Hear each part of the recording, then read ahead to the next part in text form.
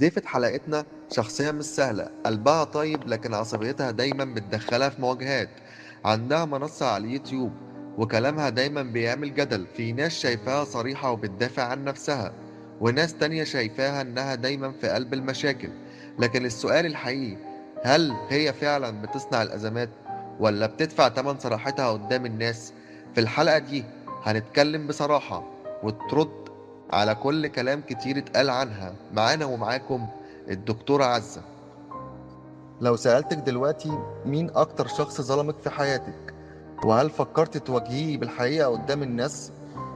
من وجهة نظري البسيطة إنه أنا ما فيش حد ظلمني في حياتي. ليه؟ الإجابة بسيطة، إن أنا باخد حقي كامل ومكمل بإيدي، باخده كامل ومكمل. عمري ما سكتش لظلم تعرضت ليه أو تعرض ليه حد يخصني، زي عيالي، زي أهلي، أحبابي، أصدقائي. لا، أنا باخد حقي وحق الناس اللي يخصوني كامل ومكمل. فالسؤال ده ما عنديش له إجابة، يعني إنه في شخص ظلمني، لا. هل في سر أو موقف حصل على السوشيال ميديا محدش يعرف حياته غيرك؟ أنا كعزة ما عنديش أسرار، أنا كتاب مفتوح.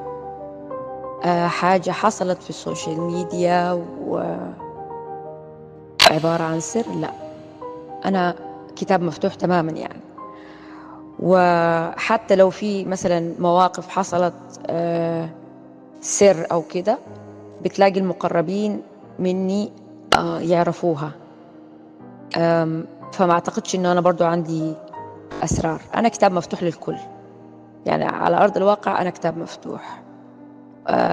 يعني من الشخصيات اللي ما بحمل أسرار كثيرة يعني في حياتي، لأنه أنا